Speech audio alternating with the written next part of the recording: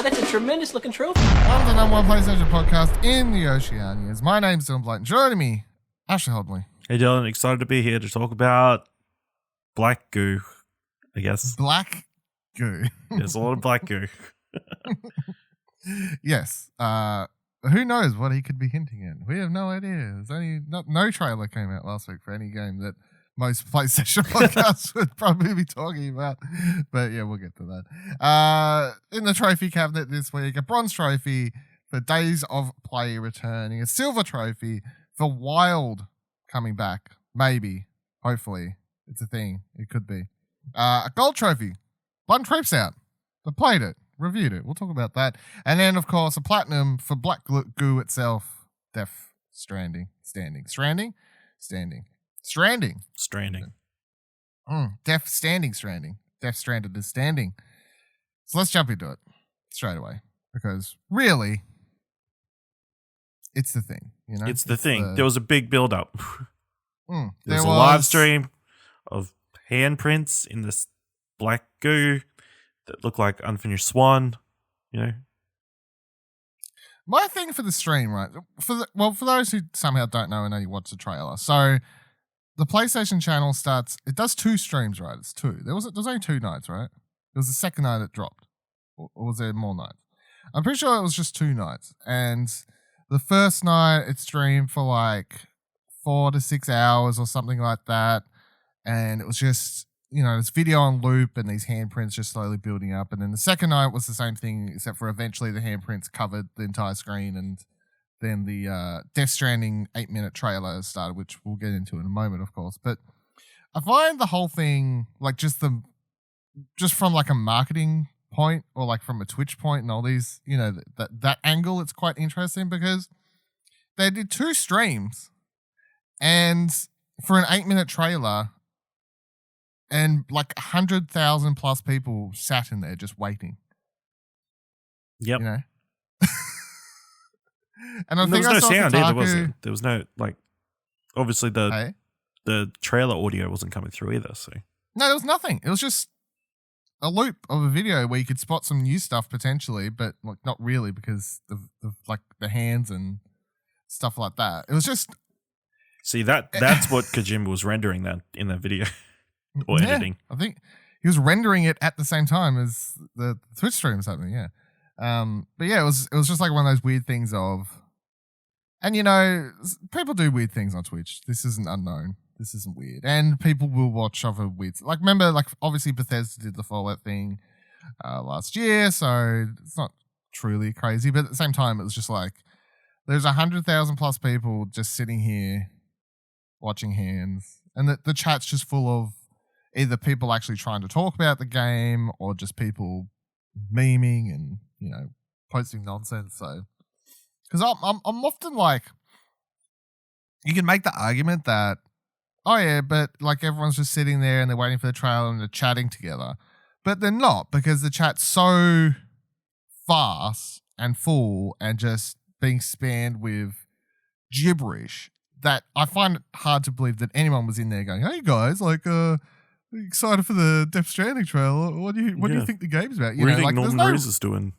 Yeah, I was like, there's no fucking real conversation happening in Twitch chat while this is all happening. No way. It's not nothing. It's just all spam. Memes. Emojis. I don't know. What have you. But anyways, after all this happens, Death Stranding trailer posted. It's about 8 minutes long. It dropped on YouTube straight after, so, you know, you didn't actually need to be in Twitch to watch it. I had the stream open and I was nearly going to go to bed, but then I saw an article, I can't even remember who posted it, but someone like estimated it would probably drop at like 2 a.m. and I was like, it's like come this close. It's like 1:15 at the moment when I was considering going to sleep, and I was like, fuck, like I'll just keep playing the game I was playing and I'll go for another 45 minutes. So then, yeah, it dropped. It's on YouTube. It's about 8 minutes long. It's got a whole bunch of stuff that happens in it. You get a release date of November 8th, which was quite surprising, I think, for most people. Like, I personally, when there was like November 8th, to me, that was earlier than I thought it was. I didn't expect it to come out this year. Did you expect it to come out this year? Not really, but everybody thought at least one PlayStation game exclusive would be coming out this before Christmas, but I mean, this was the most likely of the three they've got. But yeah, of course, it's Kojima, so everybody assumed to be another 20 years away. So yeah, if anything, I kind of expected a Metal Gear Solid 5 type thing, which a lot of people were like the trailer would end with play a prologue mission type thing now, or like something like that. Yeah, which is what they did for Metal Gear Solid 5 Ground Zeroes before Phantom Pain dropped. And then on top of the release date, which November 8th, quite close, you get this big trailer we'll dive into, and then a bunch of new gameplay, CGI characters, what have you, and then the collector's edition that includes a baby. Yep, the Bridge Baby. Bridge Baby, which our own Nicholas Pryor has pre-ordered. He is pre-ordered. Stacy, his wife, is super pleased about it. Yeah. It's like $300, I think. I know, it? yeah. It was $2.99 or something. I mean, you do get the obviously the boss baby or Bridge Baby trophy or statue. I think you get like a chest thing as well. That could be handy. Those those boss babies there that you just put them in your teenagers' rooms and then contraceptive. Yeah, maybe. That's a good way to go about it. It was one of those collector's editions where I looked at it and I'm like, have I like matured somewhat or something? Because I was trying to figure out if it had been like 5 years ago or something. I'm like, would I have brought this ever at some point? Like, am I just more? Because I probably would have. But I looked at it and went $300 for this baby. What the fuck am I doing with that? It's limited edition. So yeah, no, but and you saw unless I don't know if you saw obviously you've seen the pictures of Kojima holding it. I don't know if it's going to be that size is the only thing. I think that is it. Yeah. That's scale? I don't there was a story going around saying that is it. So I don't know. I don't know if that's 100% confirmed, but if that's bullshit from their PR and could be. I mean, the only thing they could do better is if it was like filled with liquid and it's like the baby actually is in like the water. There's a real baby in there? The water ball things you can buy. There's like a plastic baby inside and it just bumps itself around and floats around. Oh yeah, that'd be cool. That's going to make a free security fine. The one thing where I can see the collector's edition be great is for anyone who wants to cosplay, I guess. Yeah. Then it's probably save the effort of shoving a baby into a yeah. Save the effort of having to get your own baby and just buy one. So yeah, so the gameplay we got to see shows off a whole bunch of stuff, including ladders, melee combat, gun combat, motorcycle, beautiful environments, new and old characters, lots and lots of weird shit, time travel, what appears to be, and then we have our new full and updated list of characters and actors, which are Norman Reedus as Sam Porter Bridges, the main character, Mads Mikkelsen as Cliff, Mads Mikkelsen as Cliff, Lea Seydoux as Fragile, Margaret Qualley as Mama, Guillermo del Toro's Body as Dead Man, and he's being voiced by someone else. Nicholas Winding Refn's Body as Heartman, also being voiced by someone else. Troy Baker as Higgs, and then Lindsay Wagner as Emil, and then there's the president of Jack Shit, which is presumably the president of the United States, but I don't think we know who's actually playing that person yet. It was just it's a secret. Something. It was a secret, yeah. Let's be honest, probably like Laura Bailey or someone. Probably. I don't know. Like, who else does Kojima love that it could potentially be? We'll see. So, yeah, what did you think of the trailer, Ash? Does it excite you? Does it do nothing for you? Like, where are we going? Where are you at? It was an interesting short film. I don't know. Yeah, it is. I think we know a little bit more about the game, but not a hell of a lot more about what its plot and what the mechanics and gameplay is actually going to be. What the moment gameplay is going to be. So, I mean, it's intriguing at the very least. I'm keen to see more of it. I'm not necessarily going to buy it, but I'm definitely not going to put $300 down for a collector's edition. But yeah, it's definitely something to keep your eye on because it's going to be batshit crazy, I think. I think it was the most like compared to everything else we've seen. It was the most actual. Here's a trailer for a game, even though it was 8 minutes long and it was still very Kojima-like. It was still the most. Hey, you can somewhat understand the concept of a story and a game here, whereas obviously most other things we've seen have just been, proper. They basically were just short films and didn't really tell you anything at all. But in this one, I can kind of get a gist of like what you're going to be doing and who you're going to be interacting with. I feel now, obviously, I'm not trying to say I understand the story because that's no one's going to understand the story. You play the game, probably still won't understand the story. That's probably the world we're living in. But you got Norman Reedus as a character. Now, this is another interesting thing I saw people point out, by the way, is like at one stage you see his character walk out of the thing. It says Bridges, so that must be like the place he works at. It like is the assumption like his delivery place or whatever because he's a delivery man of some sorts. So his name's Sam Porter Bridges. So it's like, well, is he called Bridges simply because that's like where he works? And then someone else pointed out that Leia Sado, her character is supposed to be like another sort of delivery person, but for a different company. And her name's Fragile. So maybe she's just named after Fragile. It's another like like maybe they were delivered in boxes and like maybe. That was what was on the box. Maybe. Just weird. Maybe she has a first name yet. Well, I will say, as for the female characters, terrible names. I'm hoping they get. Wow, for the guy who called a character Quiet, is shocking? Yeah, it's not really surprising, and that's obviously like the baggage that comes with Kojima. And my thing with Kojima on that front is like, I love Phantom Pain. I think like gameplay wise, it's one of the best games of the generation, easily, gameplay wise. Story wise, it was unfinished story, and the characters were pretty shit, as far as I was concerned. Like, and I'm not a huge, I would never be like, I'm not a huge Metal Gear guy, so the reason that I like Phantom Pain and a lot of people hate it is because they're Metal Gear fans and they don't like the story because it was unfinished, blah, blah, blah, blah. The reason I like Phantom Pain is because just from a gameplay element, I think it's very, very, very good. But then Quiet in that game is absolutely trash. And like the whole reasoning for her to be a sexy anime character who's wearing no clothing constantly is the Kojima's like, well, she's got disease and she needs to breathe through her skin. So fuck me. Yeah, Kojima and female characters isn't good. That's that's a sentence. Isn't good. Full stop. So yeah, and it's like when you're watching a trailer, it's like everyone seems to have like real names or like cool names or something. It's like, Cliff, Deadman, Heartman, Higgs, Sam Porter Bridges. That's a real person's name. And then you've got Fragile, Mama. Okay.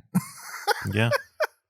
Yeah. So hopefully that pans out. But at least there's a female president. So yeah, I mean, it's taking the thing there. Yeah, it's progressive. Impressive. So I'm saying, like with Fragile, I'm like, if that Bridges thing and the alt ties in for their names, maybe she has a first name we haven't actually learned it yet, and we can actually give the character something more than just, oh, she's a female character, she's named Fragile. Please, oh god. But the gameplay stuff that we see, I saw a lot of people because obviously since we first saw that real small snippet of gameplay a year ago, and all it was like running or like walking around the train, remember? Like the brief bit we got. Everyone was like, what is this? Just walking simulator, but by Kojima, And you see a little bit of that showing off in this trailer once again with you're pulling out the giant fucking expandable ladder from, I don't really know where he pulls it out from. It doesn't really matter. From his backpack. I assume. His giant backpack, it just comes out from there, and then he's also got like a grapple rope type thingy. So you're going to be making way around a lot, and you're going to be doing a lot of running around, and you're going to do a lot of motorcycle riding. And I don't know how the character does all this with this giant backpack on. That's weird. But he's got great core strength. I would have to think so, because it's not a small. It's bigger than he is. You can use it as a weapon, apparently. Like you can chuck that thing around. So it has so much in it. it has so much in it, but it mustn't weigh anything. Maybe I they got don't like know. anti-grav technology. Maybe they do. Yeah, that would explain it. That's the only way I can really explain it. But yeah, we see our like brief first look at melee combat when you see Norman's character Sam like sneak around in this grass or whatever, and these people in hazmat suits turn up, and then he does a little bit of running away from them for style choices for the trailer, because he then turns around and starts beating the shit out of him with his hands. It's like, oh, there's some fisticuffs, blah blah blah. I think to me that whole scene was basically just supposed to be like, hey, it's a Hideo Kojima game. They're hiding in grass. You think they're going to do a bunch of stealth takedowns, but then they just do melee combat. Yeah, stuff. I don't know how well you can actually stealth with that massive backpack. Yeah, it makes you wonder a bit. But Hideo has said in tweets since it's like, it's not a stealth game. So I to me, this whole part in the trailer is just like, hey, look, it's a stealth game. No, it's not a stealth game. Look, we're just going to. I mean, it's a stealth game in the same way Uncharted is a stealth game. Yeah, I think so. I think the most important stealth elements in this game are potentially just going to be the ghost stuff, or the monsters and whatever that we'll get to in a second. Yeah, so you get flashes of other characters throughout the trailer, all the ones we just shown. I don't feel like we know fuck all. Obviously, the only other character other than Norman Reedus' Sam that gets a lot of screen time is Mads Mikkelsen's Cliff, which somewhat seems like the main character of the game. Yeah. And Norman Reedus is just like becoming the back end. Mads Mikkelsen's character Cliff opens the trailer talking to a baby. And I also saw someone point out that in the opening scene where Cliff is talking to this baby, this bridge baby in a thing, it starts blinking, and like every now and then, like the screen will fade in and out, like as the baby's blinking, and that it actually continues throughout the rest of the trailer. Like it's constantly like blinking up and down, like the baby's. It's the rest of the trailer is from the baby's point of view or something like that. Which what's that mean? Who fucking knows? But it's done on purpose, obviously, to like. What happens when you line it up with the other two trailers? Yeah, I know. So I'm sure if that was a thing that worked, someone would have figured that out by now. None of the other characters though really get much of anything other than the fact that you can assume there's the president's a female in this universe, but the president of Jack shit, which is interesting. Margaret Qualley has one of those. Her character's like a scientist or something, it seems, but she was also one of the other characters that had one of those things attached to her back, like the things that scan for ghosts. Oh yeah, little handy things. And then another sequence you do see Norman Reedus. Norman Reedus. So his character's like looking for the ghosts or whatever, and he straps in the bridge baby, and then his little hand thing, which we've seen in previous trailers, obviously like tracks where the ghost things are, but the little thing at his back is just the baby. The baby's what can sense the ghosts somehow. Who knows? But the ghosts are also the hands. So no, I thought he could sense them, but he couldn't see them. The baby helps him to see. I suppose you can sense them if they get close enough to you, because like in previous trailers, we've seen that like you can't physically that's really makes sense, but you can't like visually see them there. But like we've seen them like show up with handprints on stuff, and then you can see that they must be close, or like they just touched you kind of thing, because they just put a handprint on you. So that's like where all that the handprinty nonsense comes in from. But he's trying to sneak past all these ones at some stage in this trailer. And this is where like the time travel-y type nonsense comes in. I don't really understand it, but it's a thing. Because he's trying to sneak past all these ghosts, his little whizzy-waggy thing, baby's like going off. He gets grabbed by one of the ghosts and it drags him underground and away. And then it seems that when he's dragged underground and away, he then turns up in World War I for some reason. Or something like that. Yes. So why and how that all makes sense, I don't really know. But then in that sequence where he's in World War I, which we've seen before, obviously, even in the original trailer, was that the original of Gilmero and all that sort of stuff? No, I think that was the original one is just on the beach, isn't it? On the beach, and then there was the Gilmero. Yes, Gilmero one's the second one. So that was the one where we saw the World War I stuff for the first time, I guess.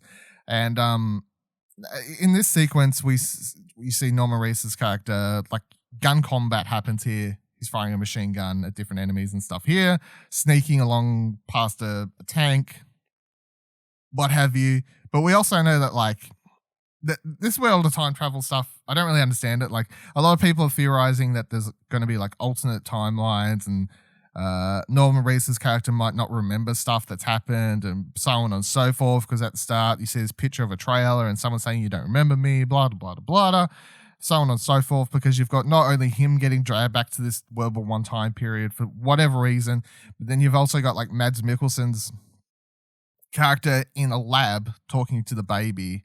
And when he's doing these scenes, he seems like a different character somewhat to the one who then shows up at the end of the trailer that we've seen before, where it's very like army, like supernatural version of him somewhat, because he obviously lights the fire all around himself and his soldiers, and they just walk through the fire and his eyes are bleeding that black stuff and whatever else is going on. But then you compare it to the other version and it's like a scientist with his glasses on, he's just talking to the baby and what have you that's going on there. So there's time travel somewhat, somehow, in some way. I don't know what it means though. I wouldn't say I'm super pumped for the game. Like I'm not like, man, I can't wait to run out and drop my money on it. You know, I wouldn't say it's anywhere near my most anticipated games for the remainder of the year at this point. I'm keen to learn more about it. I'm keen, as always, and I've always been keen to watch, you know, the trailers and hear people's theories and what have you, because it's just interesting and it's part of the Hideo Kojima thing, I guess, you know, just being part of the talk and seeing what people are saying about it. So from that angle, I find it quite interesting. I'm going to play it no matter what, because I'm intrigued enough and I think it looks interesting enough that I do want to play it. But that doesn't mean I would rush out to spend $300 on a baby edition. I'm definitely not at that level of hype for it. I've seen. What do you think of another angle for this? Because obviously there's only a few game makers, and by game makers I mean like creative leads, like Hideo is, that can put out a trailer like this, an 8-minute trailer, obnoxious a little bit, but that's what he can get away with. And then of course the amount of people when the trailer dropped that were like, yeah, hype. They're like, the game of the year, game of the century, you know, like, so amazing, looks great, blah, blah, blah, blah, blah. And I've seen a lot of people like somewhat rightfully point out and say, hey, like, why does he get such a pass for nonsense, really? Well, why do you think it's just because he's earned it because of games he's made previously? Or yeah, why do definitely. you think it's okay? Do you think that's because okay, of the though? history, obviously. People have a lot of trust and obviously just looks different, so people assume different sometimes means good. I mean, innovative, so. Yeah.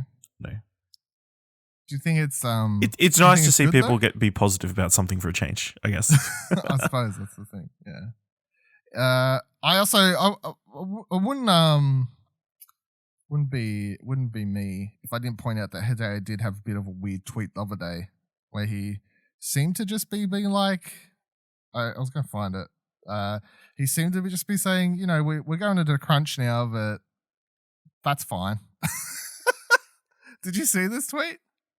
No, I didn't, but The crunch tweet? Oh my god. Well, it was only like yesterday and I forgot to take note of it actually. I'll see if I can find it here real quickly. Because he's been tweeting out a whole bunch of stuff like timelines, pictures, you know, character information, art, retweeting all sorts of stuff like, you know, like there's a couple nice things too here, like this one I see here from 15 hours ago.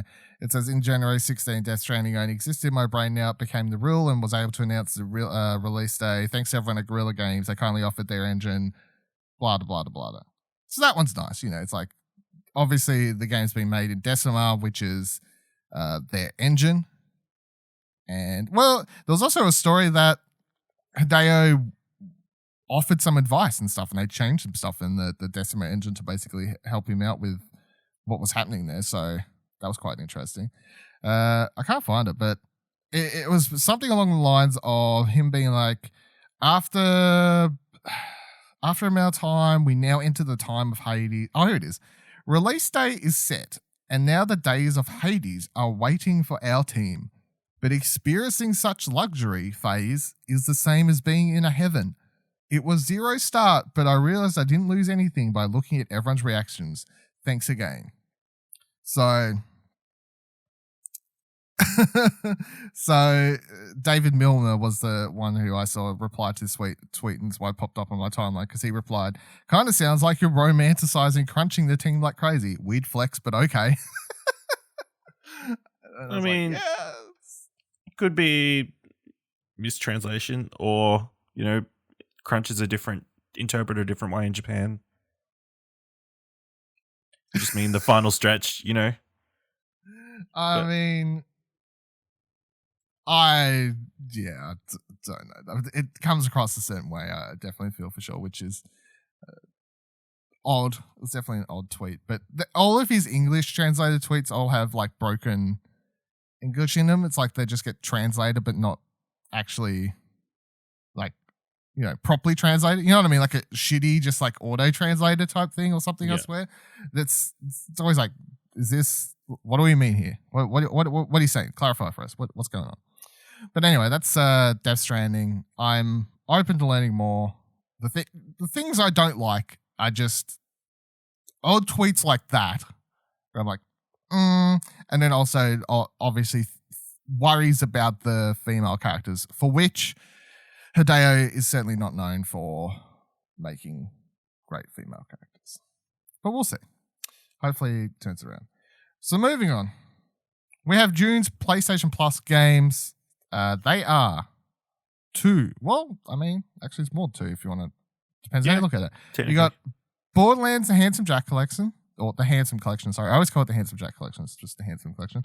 And then you've got Sonic Mania. So you've got 2 Borderlands games and a Sonic game. For the upcoming movie. Wait, no, its release date got pushed. Damn. Oh, no. Doesn't work out anymore. Like, oh, guys, look at this game with this design. Yeah. Do you want to see a movie that looks like this? Oh, yes, apparently you do. Yeah. What do you reckon about these? You keen for either of these? Yeah, it's good. I mean, I already had the Handsome Collection, even though I barely even touched it. But Sonic Mania, that's cool. Something a bit different than we've been getting the last few months, I feel like. Something a bit more arcadey. So, yeah, good month, I think. Borderlands obviously makes sense with the 3 coming up soonish. So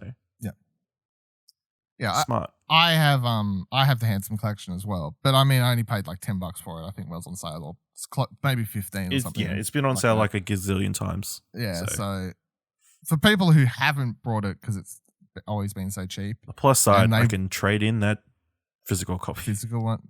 Oh, did you buy it physically? Yeah. I brought it digitally. But for people who want to get amped for and pumped for Borderlands 3, now's your chance. Get on that Handsome Collection. And they've got a 4K patch out and all these other things at the moment too, I guess. Sonic Mania probably won't touch me, but either way, I think it's a good month, so that's fine. Days of Play is back. PlayStation, Sony announced this last week at some point. I can't really remember when. Press Start has posted the following story to follow up on it, though. It says Target is the first cab off the rank when it comes to revealing the Days of Play PlayStation sale. The sale will be hitting all Australian retailers between June 7th and 17th. We're assuming that in addition to the below all PlayStation hits will also be $19, but we'll keep you posted on this. So before I quickly go for the list of things here, in case you don't remember, Days of Play is what PlayStation's done for the last 2 years. 2 years, yeah. 2 years? Fucking hell. I think it's like the last 2 years. It's just a bunch of sales, it's a bunch of cheap stuff, plus they put out a limited edition PlayStation console for those of you who are inclined to spend a heap of money for a PlayStation, even though you've already got like 10 of the fucking things. But I mean, obviously, when we talked about it last time, as you pointed out, it's not even the Pro. So it's like, there you go, get excited about that. But Target has DualShock 4 controllers for $49. It's pretty cheap. PlayStation 12-month subscription for PlayStation Plus at $55.95. Save $24. It's pretty cheap. God of War, $35. If you somehow haven't played it, Bargain. you own a PlayStation. Bargain. Spider-Man, $35. Ash's Game of the Year. Game of the Century. I think it was our Bargain. Game of the Year, wasn't it? Yes. Yeah, I think it was. Yeah. Explosion Network's Game of the Year last year, $35. How can you not buy that box quote? GT Sports, $24 if you're into the racings. Ratchet & Clank, $19. That one's a good one. Little Big Planet 3 for $19. I doubt anyone will buy that. Infamous Second Son for $19. Pretty sure everyone... Wasn't that on PlayStation Plus by now? I feel like it was just a couple of months ago. Yeah, I don't... But anyway, $19. And then PlayStation 4 500GB console for $319. Boom, boom, boom. Yep. I don't think they're fine. It's definitely not days of play, amazing like, PlayStation sale. I'm gonna buy a bunch of stuff. Yeah, it's just like, well, it's a sale. It's like draws good publicity, I guess. Does it though? What fucking EB Games has their massive "we've got stickers everywhere" fucking sale on at the moment. That's true. And you got to wonder, like, if you're chucking a days of play, like specific PlayStation sale, and you could probably go find some of these things for similar prices, probably just on EB's general sale. It's like, well, come on. But you can get them elsewhere if you don't support EB Games for some reason. Yeah, I guess so. I'm hoping for. If you've got a gift voucher for somewhere else. Yeah, maybe. I think it's somewhat disappointing. Like, if you're going to chuck a 7-day or whatever it is, PlayStation sale, just put a little bit more into it. I mean, it's not their fault that EB Games decided to have a sale at the same time that they're having a sale. No. Okay, the Australian Competition and Consumer Commission, the ACCC, ACCC, as the kids call it, I believe, is looking into Sony Interactive Entertainment for misleading consumers when it comes to the PlayStation's refund policy. The story comes from Press Start once again. The ACCC today revealed that it's undertaking proceedings in the federal court against Sony Interactive Entertainment for making false or misleading representations to Australian consumers on both its website and the PlayStation Store. This relates to Sony's controversial refund policy, which has been widely spoken about in recent times. In particular, the ACCC has alleged that Sony Europe has told consumers that it did not have to provide refunds for games that have been downloaded or if 14 days have passed since the purchase. The ACCC has said that this is not in Australian consumer laws. Quote, we allege that Sony Europe gave false and misleading information to their customers about their rights in relation to games sold via the PlayStation Store, said Rod Sims, the ACCC chairman. Consumers' guarantees do not expire after a digital product has been downloaded, as we allege Sony Europe told consumers, and refunds must be given in the form of original payment unless the consumer chooses to receive it in store credit. It then continues, consumers who buy digital products online have exactly the same rights as they would at a physical store. Sony Europe's alleged conduct may have caused Australian consumers to not seek a refund, replacement, or repair for a faulty game when the Australian consumer law gave them a right to do so, said Mr. Sims. So, interesting story, of course. I think everyone is basically aware that Sony's refund policy is pretty shite, to put it bluntly. It's... I mean, the refund policy is basically non-existent. Well, I mean, they're not entirely wrong.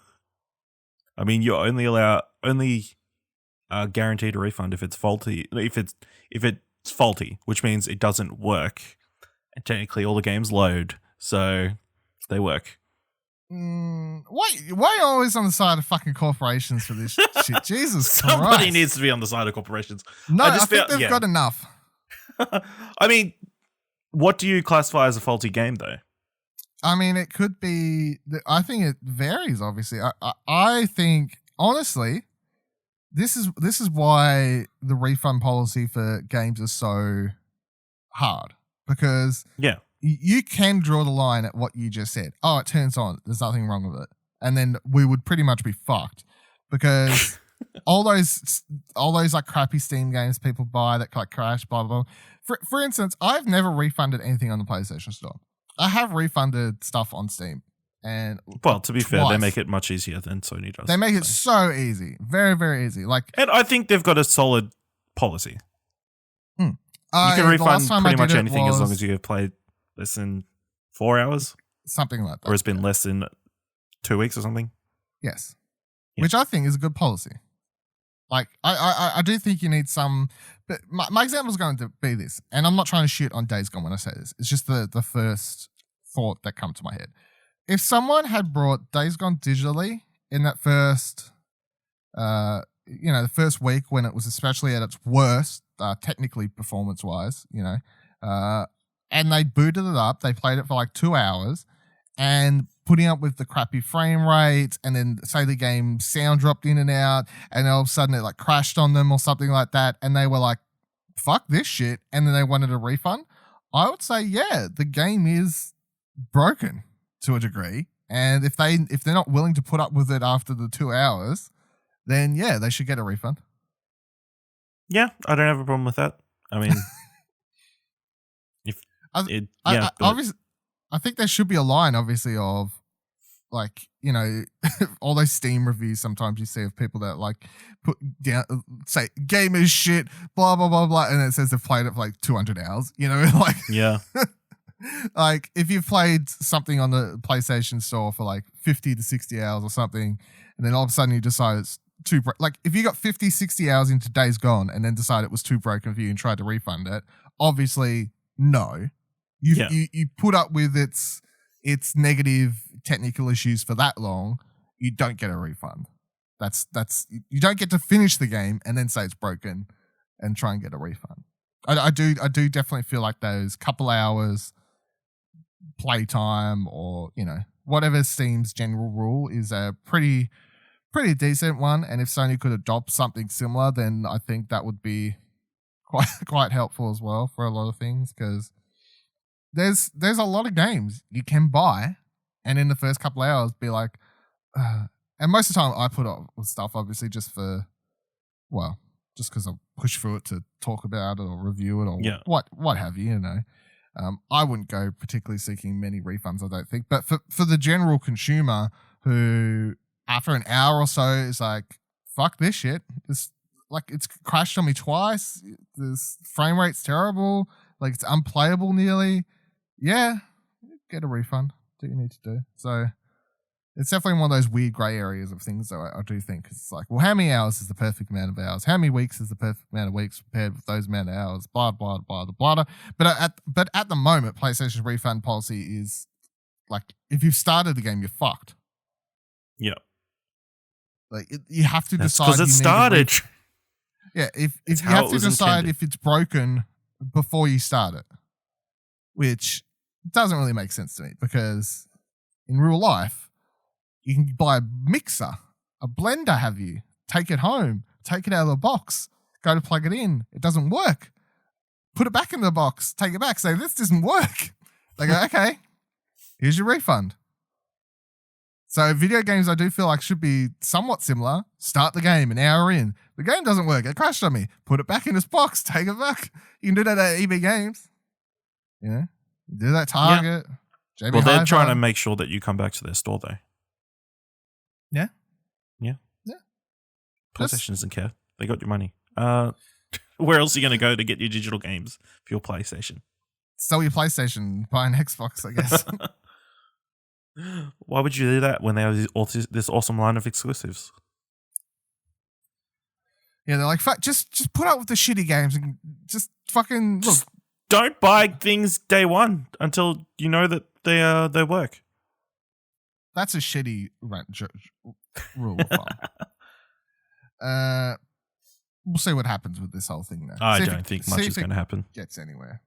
They'll pay some sort of fine or something, and then they'll just change one line of information. Yeah, I mean, it's interesting they're suing Sony Europe, but well, I think that's who done. We fall under the legislation. So they want them to add something specifically for Australians on their website. For Australia. Yeah. Which makes sense. Yeah. We're our own fucking country. Don't know if you're aware. So Wild has updated its social media banners to new art.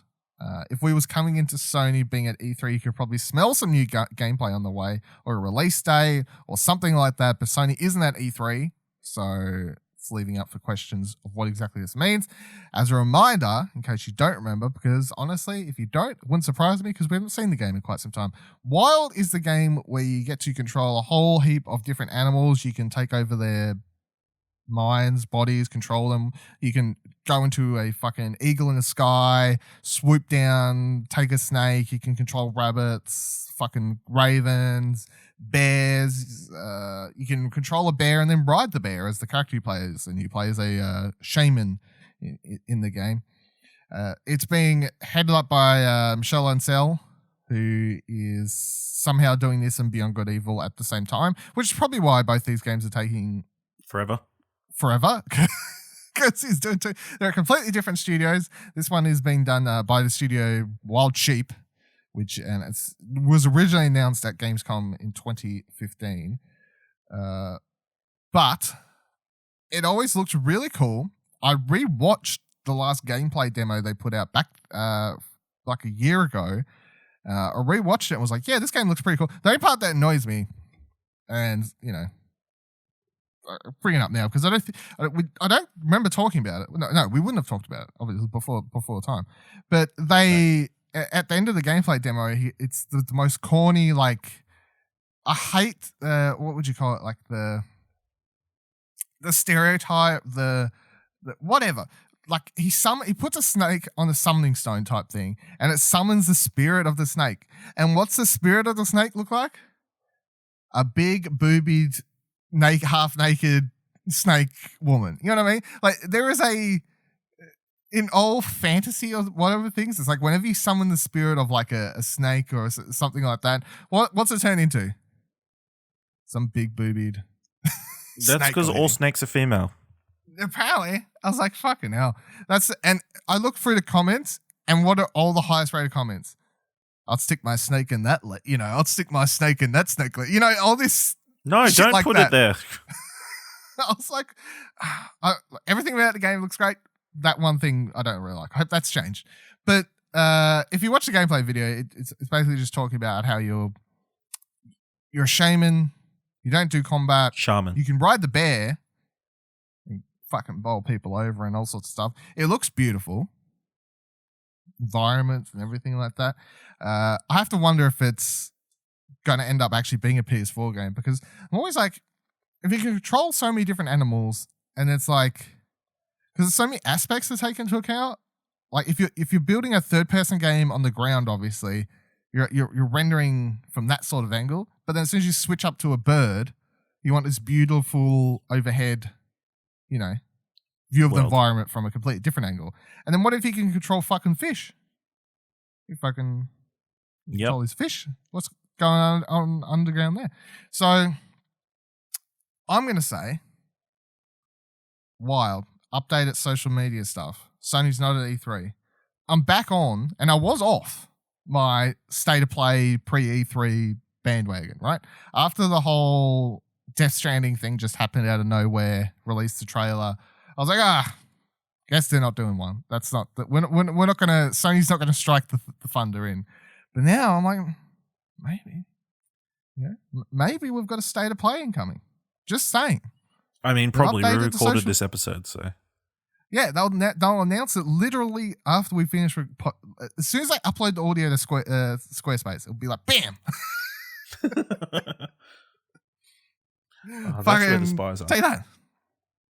But yeah, do you remember seeing this at all? Well, it does ring a bell. I mean, I feel like around this period there was a couple of different shaman games, like different ones where you control animals and stuff. But yeah, it looks pretty. And, very pretty. Yeah, keen to check it out if it ever comes out, I guess. I'm keen to see more when the state of play is announced and they show a brand new trailer for it. Yep, they showed the trailer for this and give us a release date for Last of Us 2, apparently. Yeah, it's upcoming. You heard it here first. And if we say you heard it here first, because we know they're going to announce it, we've covered all bases. Yeah.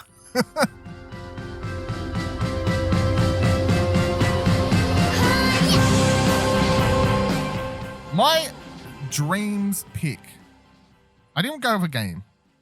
I went with this what would you like it's a music video, I guess. It's an experience thing. It's called Nightdance, and it was by the user Hookline-Dreamer, and it's going through these pretty clouds, and there's a whalefish, and there's a pirate ship, and there's a whole bunch of stuff happening. It's a cool song playing. It was all very like, it all looked great, and it was cool and everything. But the reason I wanted to pick it is because it was the first thing that I've played / watched / whatever through dreams that made me suddenly go, oh shit, VR's coming. That's right. Because as I was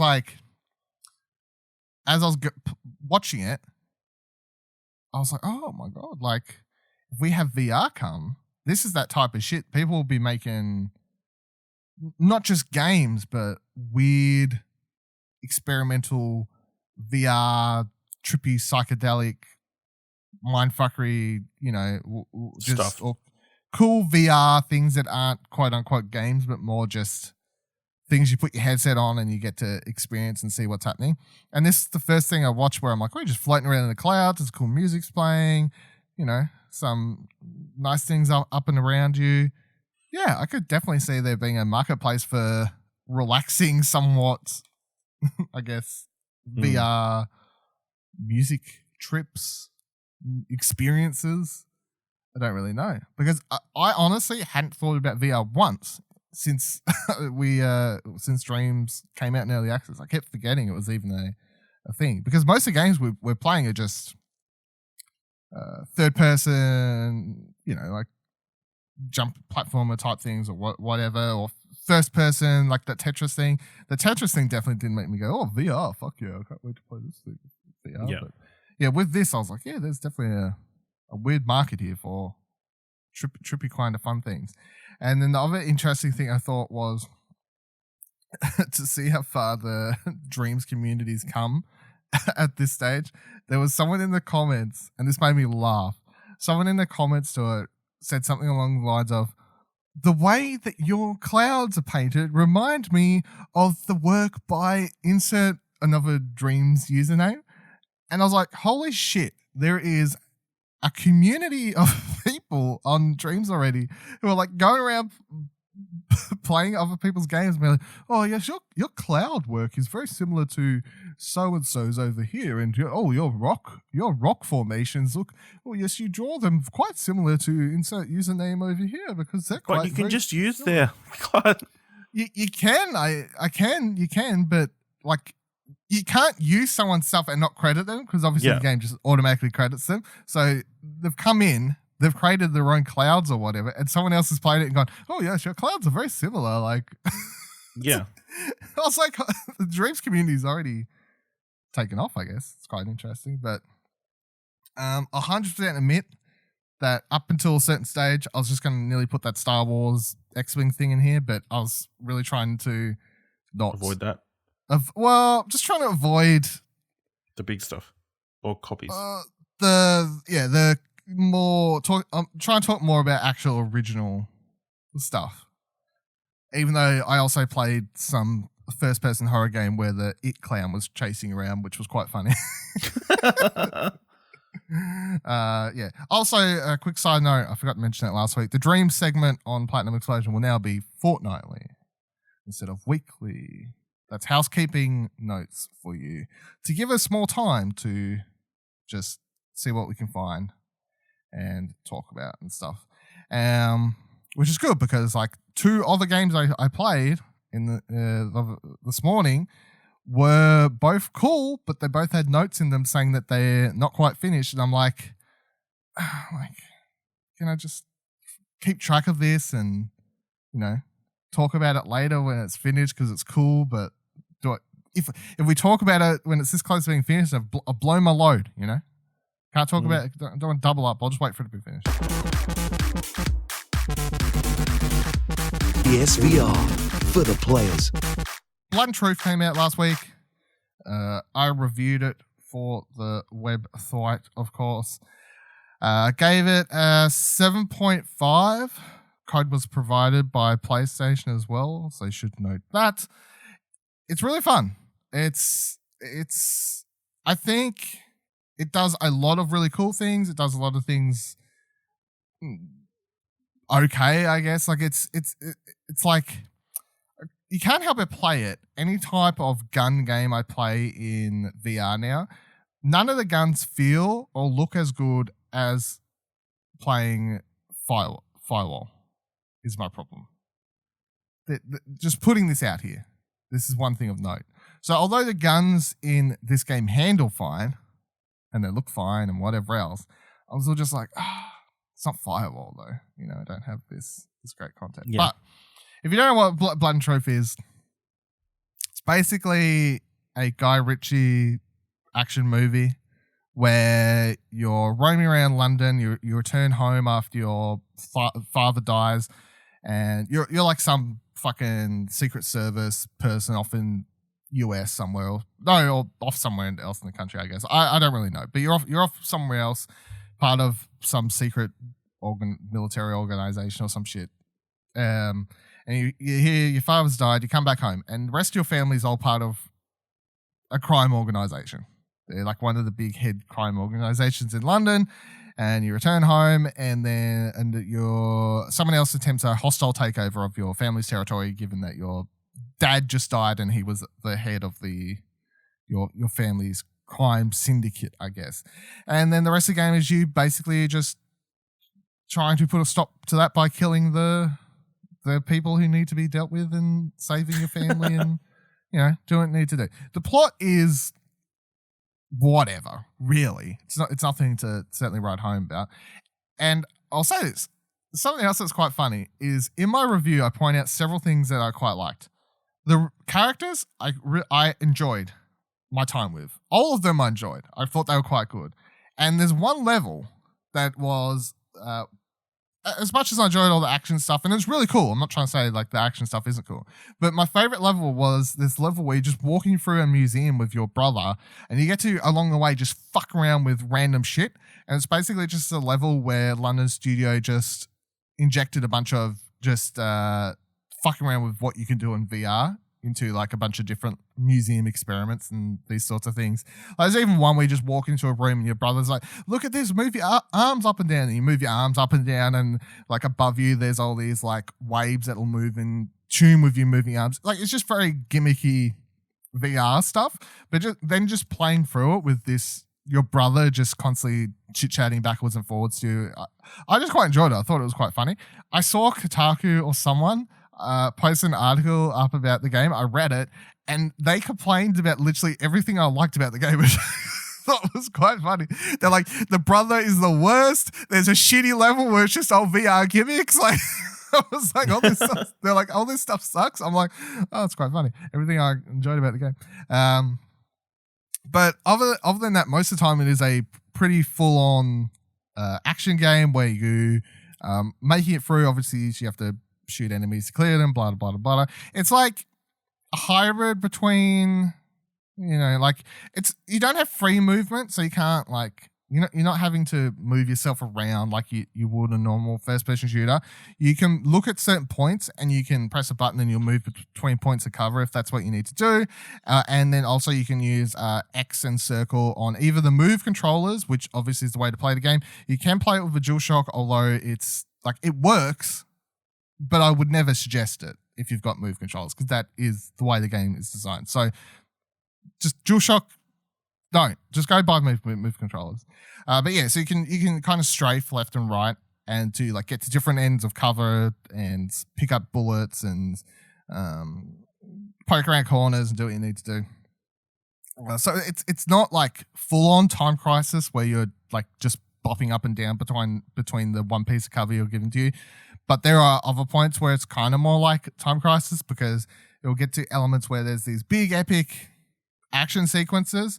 Like, for example, one of them has this like building that's exploding around you and you're trying to make it out of the building alive.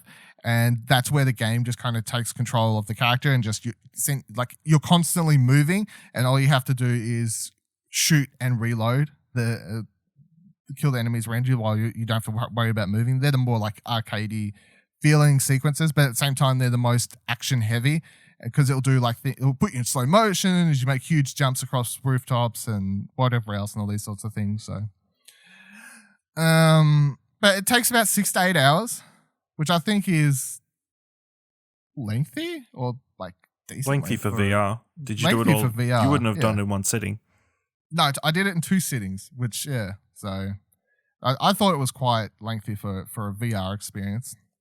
And it's definitely like one of those games where if you've played a lot of VR, that's what I'm saying. Like, if you played a lot of VR like I have, there's going to be some elements where you're like, yeah, the gun stuff isn't as good as this game, or, the writing is definitely not as good as this other thing, or like, blah, blah, blah, blah, blah.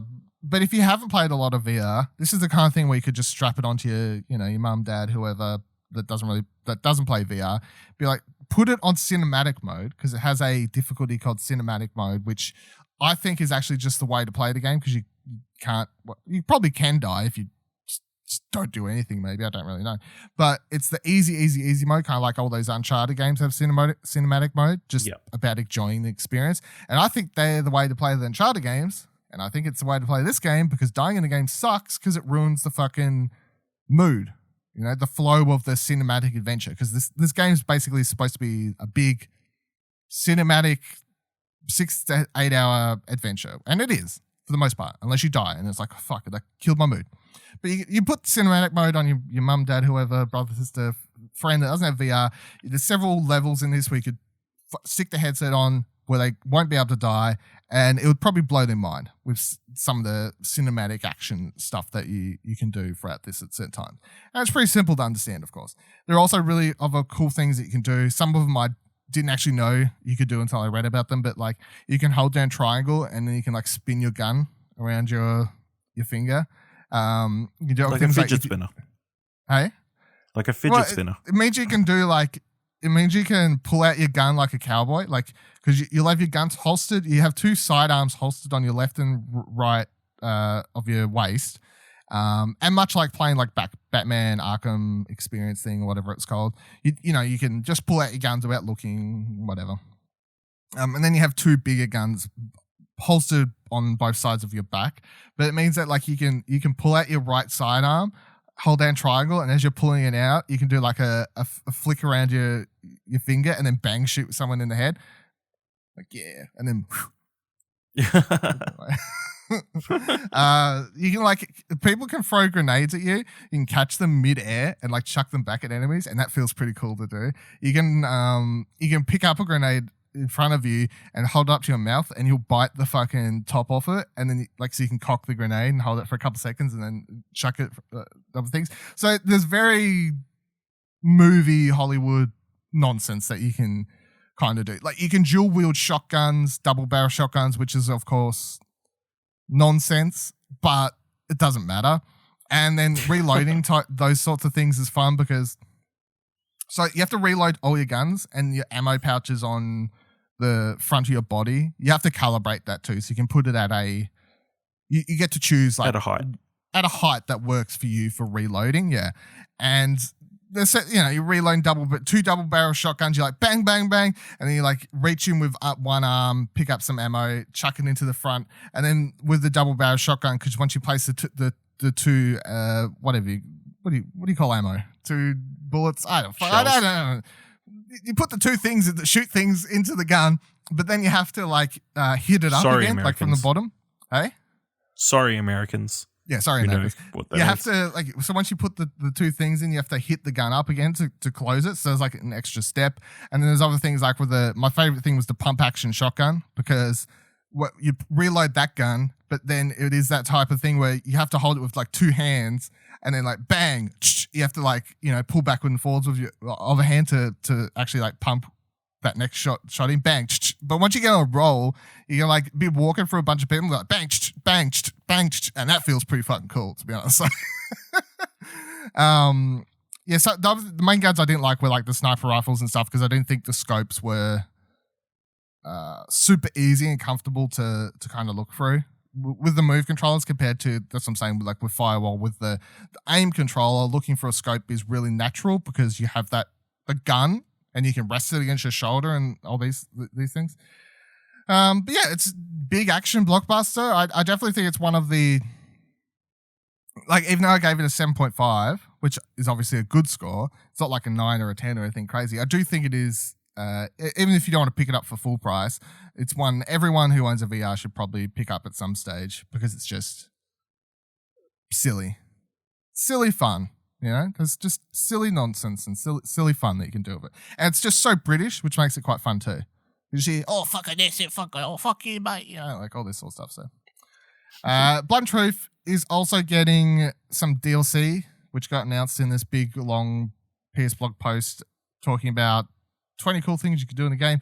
And then at the bottom, they said, we're also happy to confirm that we'll be supporting the game with free DLC post-launch, such as online leaderboards, new time attack and score challenges, new game plus, and an additional hard mode for those who want to up the ante.